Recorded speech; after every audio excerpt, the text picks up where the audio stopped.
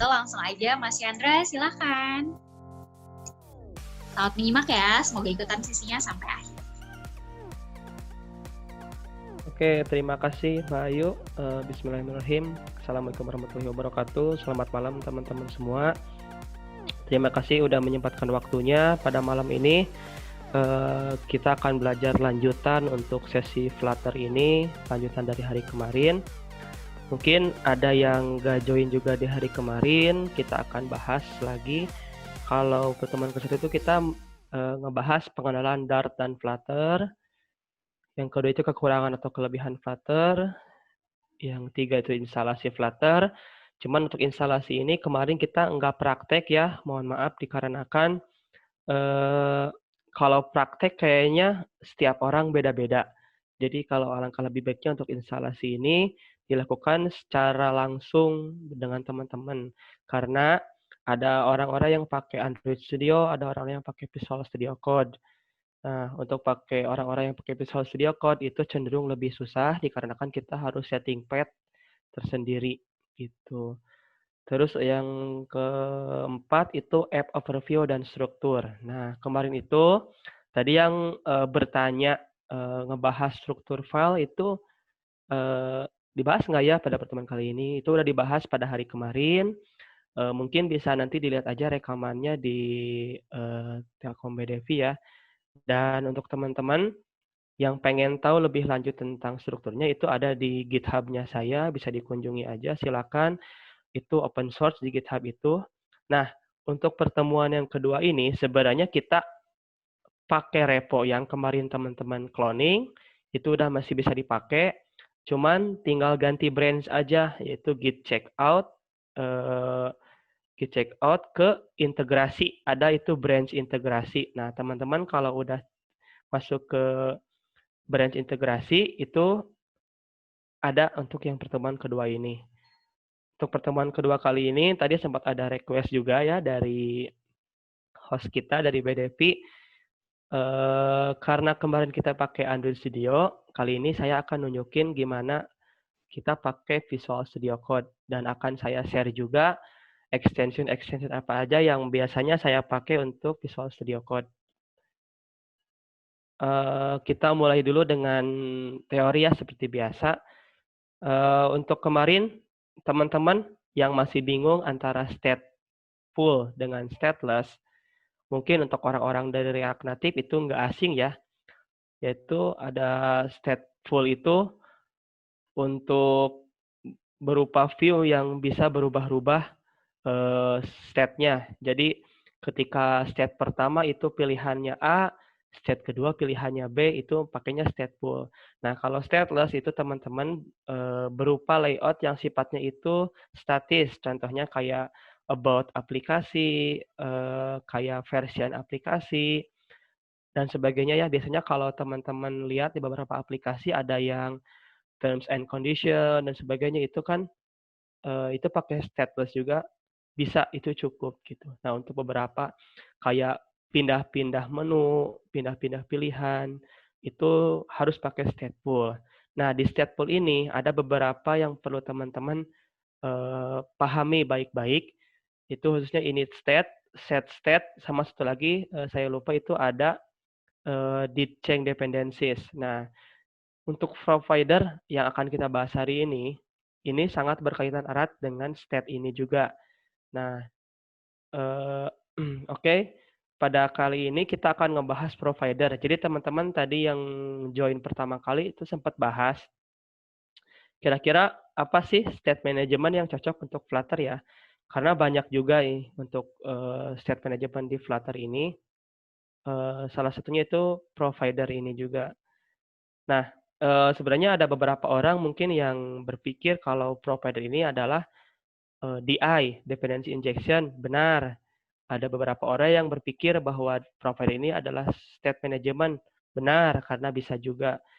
Dan ada juga yang berpikir bahwa provider ini adalah alat bantu ya, kayak tools bantuan lah. Itu juga benar, karena si provider ini dia bisa ngikut juga ke BLOC, bisa ngikut juga ke MPPM, dan ke yang lainnya. Nah, pada kali ini saya akan ngebahas dulu untuk providernya sendiri. Providernya bisa diakses di PubDev Package Provider. Ini karya Remy Rosellet, itu orang luar negeri ya. Eh, Terus untuk provider ini, itu harus dideklarasikan paling atas. Jadi kalau teman-teman kemarin sempat lihat di main.dart, nah kita harus deklarasi di main.dart. Kenapa? Karena si provider ini harus disimpan di paling atas, di paling bagian utama. Nah untuk view-view yang lainnya itu di bawahnya atau child-childnya gitu. Terus init provider ini, kata Remy Rosellet, itu jangan disimpan di init state ya. Tadi kan ada init state sama set state. Itu harus dipakai di chain dependencies. Ini emang udah aturan dari Remy-nya juga. Kalau mau pakai provider itu harus pakai di chain dependencies. Nanti kita akan beranjak ke webnya. Provider as dependency injection. Nah, provider dependency injection itu di mana? Itu di pilihan provider yang kedua, provider value. Jadi kalau teman-teman udah nge-create sebuah widget atau sebuah business logic, di bagian utama di paling atas di main.dart itu bisa dipanggil hasil instance-nya itu di dalamnya.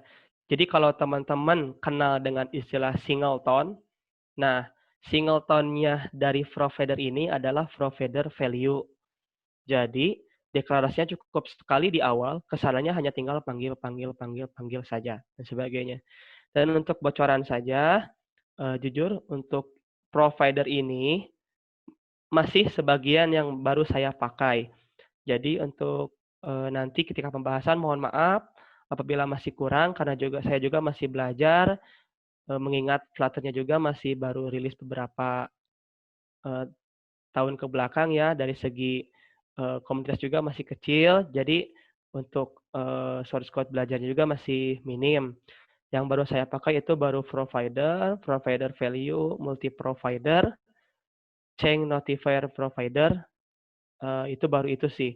Nah untuk si proxy, listenable, stream, sama future-nya, kebetulan di sejauh pengalaman saya belum nemu case yang membutuhkan provider itu. Jadi mungkin untuk case-case selanjutnya kemungkinan saya dapat juga, tapi entah kapannya saya juga belum tahu. Oke, selanjutnya saya akan pindah ke bagian webnya. Nah, untuk provider ini udah sampai 413 dan udah dicap sebagai Flutter favorit. Jadi udah banyak yang pakai Flutter provider ini. Jadi si Remy Rosellet ini udah terkenal banget ya. Terus ada beberapa yang perlu digarisbawahi. Dia adalah simplified allocation, disposal of resource. Nah, bagi orang-orang yang kenal dengan BLOC, yang dikenal dengan stream-nya itu, kadang saya pernah baca tuh ada orang yang ngebandingin antara provider dengan BLOC.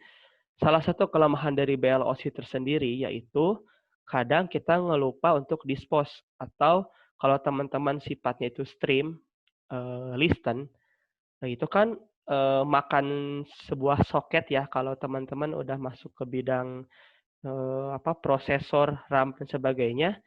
Ketika stream itu kita sebenarnya listen ke sebuah soket atau port tertentu.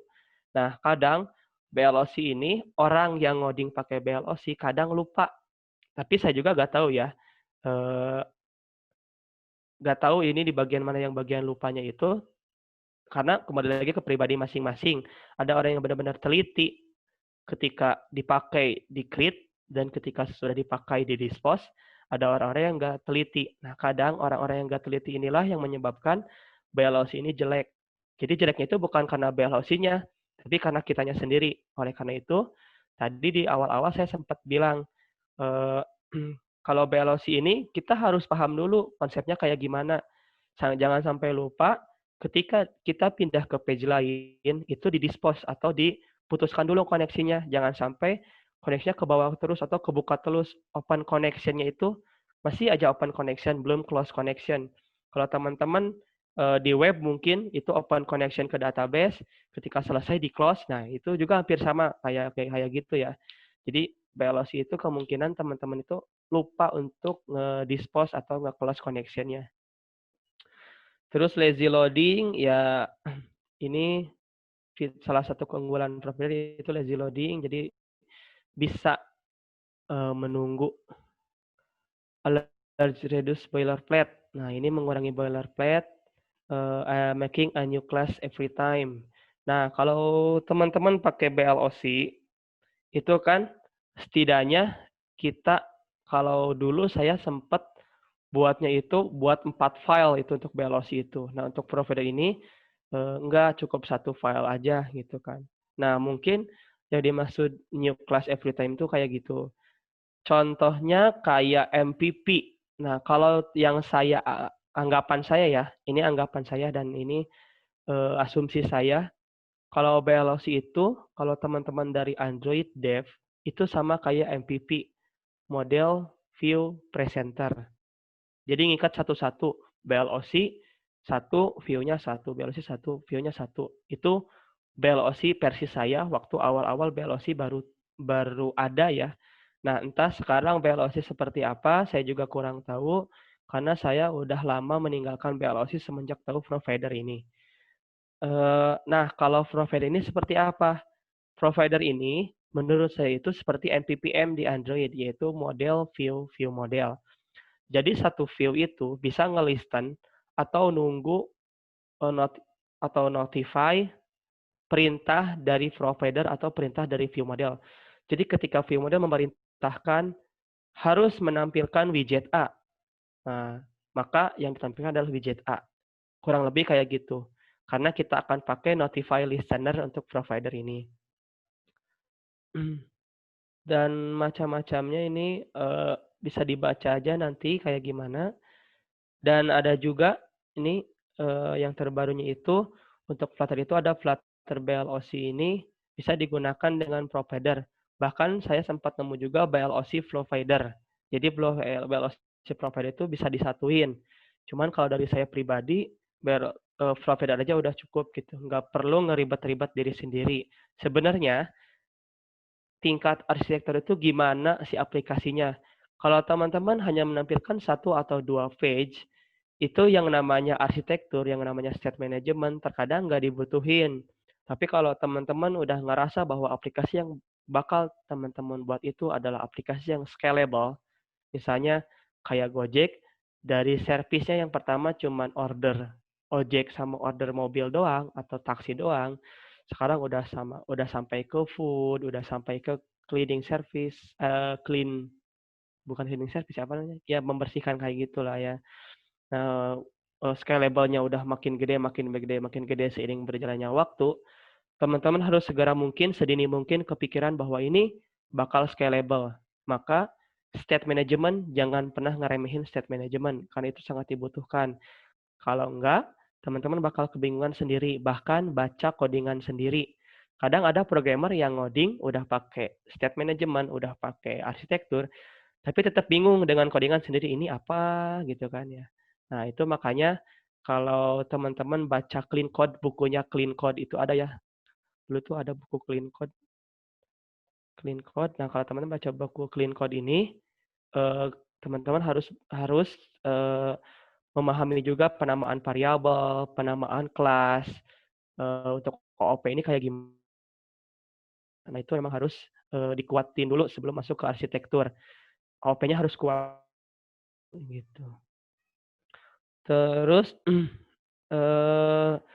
sebelumnya itu dari provider itu ada migrasi dari 3 ke 4, di mana yang tadinya pakai initial builder pakai create sekarang. Dan ketika pakai builder jadi pakai update, builder atau create gitu. Nah, mungkin bisa di sini dilihat untuk dokumentasinya sendiri kayak gimana. Nah, kita akan beranjak ke codingan aja langsung ya, provider ini kayak gimana. Ini dia Visual Studio Code. Kalau pada pertemuan kemarin saya pakai Android Studio, sekarang saya pakai Visual Studio Code. Untuk ekstensinya sendiri, gimana ya? Tinggal cari aja Flutter. Nah, saya pakai yang Flutter 3.11.0, Awesome Flutter Snippets. Nah, snippet ini untuk lebih cepat aja ya. Jadi ketika ngetik stateless W, itu udah dapat stateless widget. Stateful W itu stateful widget. Sama ini sih lebih ke file Flutter aja. Ini Flutter file ini sebenarnya untuk membuat scaffold Flutter BLOC template. Nah, meskipun BLOC-nya nggak saya pakai, tapi setidaknya saya nggak ngoding dari nol. Contoh Flutter file ini saya pakai untuk apa? Misalkan saya di lib ini saya create new page. Nah, ini yang Flutter file tadi, FF ya, Flutter file itu ketika new page saya tinggal namain your awesome view. Nah, ketika kayak gini, mutable atau simple, saya pilih simple aja deh. Nah, akan kebuat awesome view page. Nah, ini udah ada nih. Importnya yang errornya dihapus aja lah ya. Ini kalau teman-teman pakai BLOC, ini udah semuanya ke-create ya. Ini hanya ada di Visual Studio Code sebenarnya sih. Untuk di Android Studio, teman-teman bisa buat live template sendiri gitu. Nah, ketika teman-teman pakai page tadi, new page tadi, teman-teman udah disediakan kayak gini. Sama kayak struktur yang saya jelaskan kemarin kan ya. Ada root name, dan itu udah langsung auto stateful. Kemarin sempat ada yang tanya nih, kalau stateful semua nggak apa-apa? Nggak apa-apa. Karena untuk antisipasi ketika teman-teman awalnya berpikir stateless, nyata itu stateful, teman-teman nggak perlu ribet-ribet ngubah-ngubah lagi ya. Karena bisa langsung jadi stateful. Kayak gitu. Oke, ini untuk pengenalan yang tadi extension-nya. Sekarang kita ke provider. Untuk provider sendiri kita tambahin dulu di pubspec.yaml. Ini ada saya tambahin provider itu 413 gitu. Tinggal tambahin di sini aja. Terus untuk di di Visual Studio Code kan kalau kemarin itu di Android itu di atasnya ada ya pubget, tulisan pubget. Nah, di sebelah atas ini tuh ada. Kalau di Visual Studio Code, teman-teman tinggal save aja filenya ketika tambah misalkan hapus. Nanti saya tambahin. Nah, save aja. Nanti dia bakal auto di bawah ini auto get atau auto ngambil dependensi dari publisher-nya secara otomatis gitu. Terus provider ini dipakai di mana? Tadi sempat saya singgung juga bahwa harus disimpan di paling atas atau di utama. Ada main.dart. Nah, disimpan di sini teman-teman. Jadi kalau kemarin kita cuma child langsung ini ya. Kalau di pertemuan kemarin mungkin lihat codingan ini atau teman-teman bisa lihat di branch master cuman ini. Nah, ketika di branch integrasi, teman-teman harus sediakan multi provider di mana child-nya itu adalah home dari aplikasi kita. Yaitu home-nya itu adalah ini, yaitu main view. Nah, ketika pakai provider ini di instance dulu. Nah, kalau di singleton itu ini instance singletonnya tuh di sini, di multi provider ini. Jadi multi provider ini untuk apa? Di multi provider ini untuk ngedeklarasiin bahwa ada provider apa aja sih yang dipakai di aplikasi ini. Nah, saya kebetulan pakai Movie Provider dan TV Show Provider. Kalau teman-teman bingung ini kenapa ada dua ini, bocoran aja. Nanti kedepannya kita akan pakai API-nya Movie Directory. Nah, teman-teman mungkin udah agak asing ya dengan API itu. Terus nanti akan saya jelaskan juga kenapa pakai itu pada akhirnya. Nah, yang sering saya pakai di provider ini adalah change notifier provider. Nah, change notifier provider create. Nah, inilah definisi kenapa dibuat di awal. Jadi pada nanti ke dalamnya itu di dalamnya main view dan sebagainya itu detail stateful, detail stateless dan sebagainya itu tinggal panggil-panggil aja. Karena udah di-create di awal ini. Nah, di movie provider ini, di setiap provider ini, saya pakai satu repository. Sebenarnya bisa aja movie provider ini instant movie repository dan tipe repository. Seperti yang tadi saya singgung juga, satu view model ini bisa berbagai repository. Jadi nggak kayak BLOC atau nggak kayak MPP yang katanya satu bisnis logic, satu yang ke networking-nya kayak gitu. Di sini bisa banyak, jadi teman-teman satu provider bisa banyak repository, terserah. Karena ini kebetulan saya pakai satu repository, jadi ya hanya instance satu repository aja. Terus ini Chain Notifier, kembali lagi. Chain Notifier ini kenapa saya pakai, ini sangat berguna sekali, karena di Chain Notifier ini eh, ada notify listener. Nih, ada codingan ini, ada notify listener. Ini buat apa? Jadi ketika logic di atas ini udah selesai dieksekusi, dia nge-notify atau ngasih tahu ke seluruh view yang nge-listen ke provider ini. Jadi ketika logic ini selesai, dia ngasih tahu nih view A, saya udah beres nyelesain logic yang kamu inginkan. Dan sekarang kamu bisa pakai searched movie yang ini, yang ada di sini. Nah, kenapa di sini nggak pakai set state? Karena udah di handle sama notify ini. Jadi teman-teman kalau pakai set state, kalau bisnis logic di provider ini, teman-teman nggak perlu pakai set state. Di sini aja, langsung pakai notify listener. Set state itu di mana? Set state itu dipakai ketika di view doang. Jadi kalau di bisnis logic, teman-teman udah bukan lagi pakai set set, tapi pakai notify listener aja. Ini udah cukup. Kayak gitu. Balik lagi, kenapa Chain Notifier? Karena pakai notify listener. Saya karena itulah saya lebih sering pakai Chain Notifier karena ketika selesai digunakan atau selesai logiknya dieksekusi, dia akan notify seluruh view yang nge-listen. Bukankah hampir sama dengan view model yang ada di Android? Jadi ketika dia beres, dia nge-notify ke seluruh view yang dia listen. Jadi sudah enak sekali ya. Gini. Nah, masuk ke home atau ke main view. Ini sebenarnya sih masih codingan yang kemarin ya. Teman-teman masih lihat codingan-codingan yang kemarin. Lalu yang bagian mana yang barunya? Nah, di sini ketika teman-teman ini di running aplikasinya, bakalan ada icon di atas itu yang berupa kayak icon film. Ini kalau diperbesar icon film ya, yang di sebelah kiri ini tuh. Nah, ketika itu diklik, maka akan masuk ke main integration. Nah, disinilah kita akan bahas provider. Di main integration ini, teman-teman, ini filenya ya, main integration ini, ada filter integration. Ini sih untuk lebih ke filter aja. Notify update. Oke. Query. Oh. Maaf, kita masuk lagi ke main. Nah, ada di sini tuh folder movie sama folder TV show. Nah, ini yang akan kita pakai dari main integration ini. Teman-teman bakalan masuk ke movie sama ke TV show. Kita ke movie dulu. Di movie ini, teman-teman bakal lihat kayak gini aja. Jadi, di mana sebenarnya pemakainya itu, providernya itu. Di sini masih terlihat sama ya. Nah, tadi kan sempat saya singgung, di mana saya harus instance provider di chain dependency. Kok di sini nggak ada di chain dependency ini nggak ada instance provider ya? Nah, sebenarnya ada dua pilihan bagi teman-teman. Ada yang langsung di render di widgetnya kayak gini. Saya lakuin.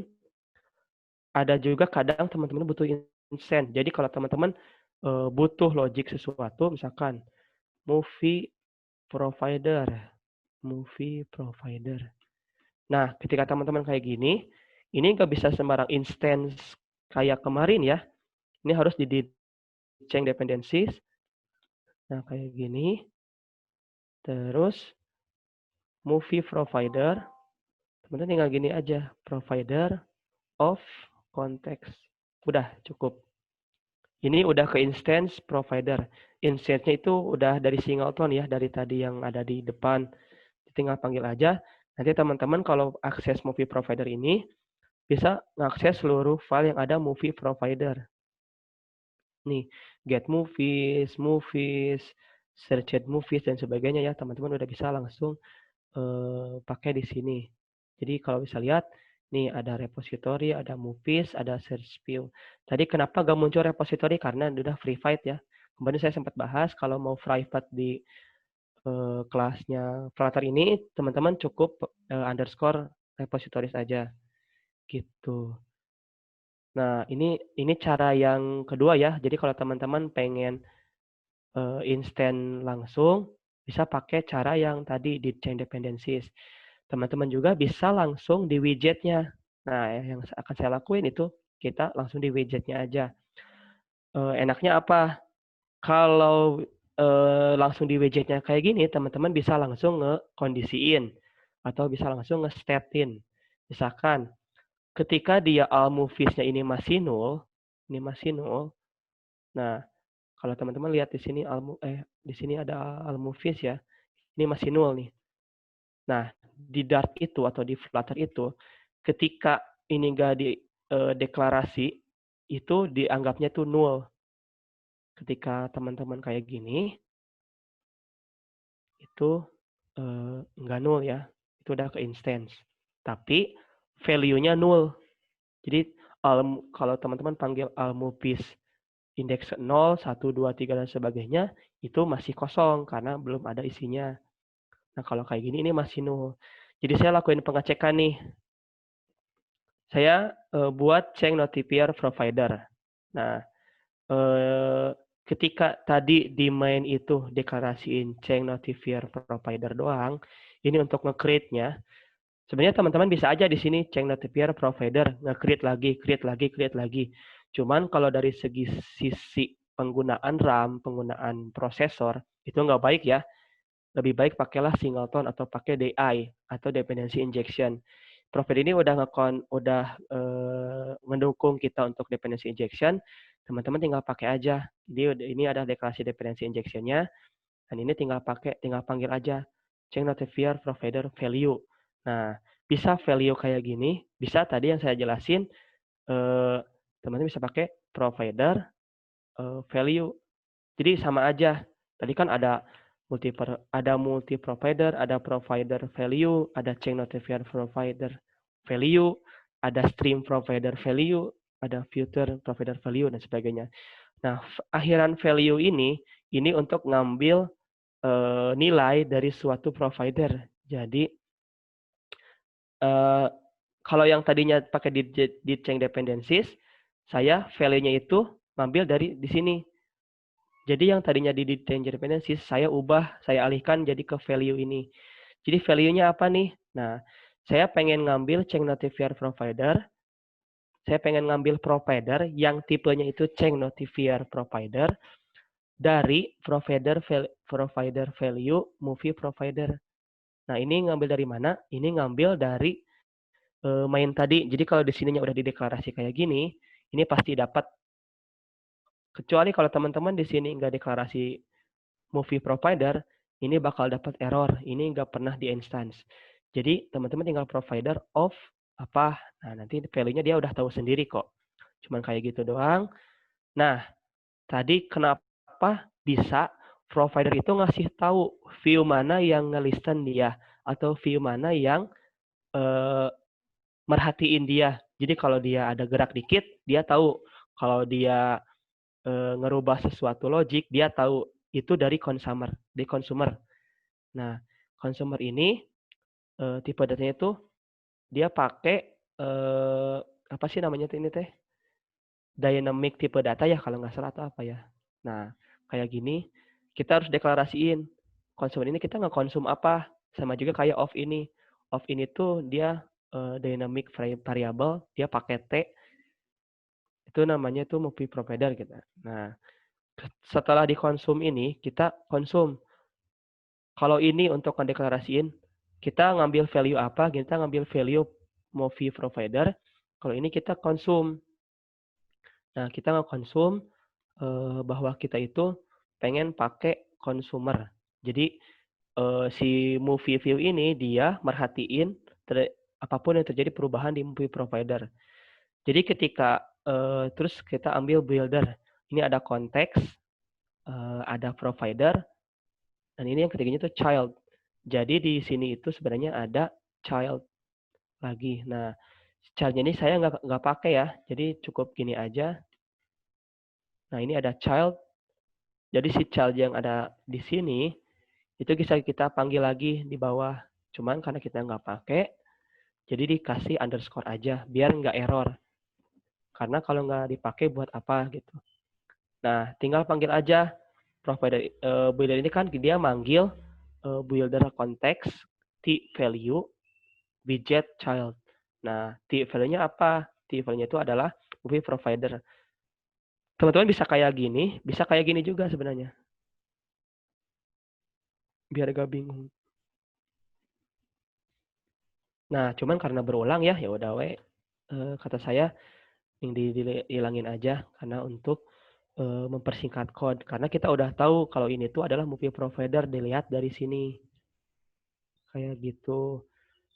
Nah, ketika all movies-nya null, saya lakukan get movies atau ngambil data movie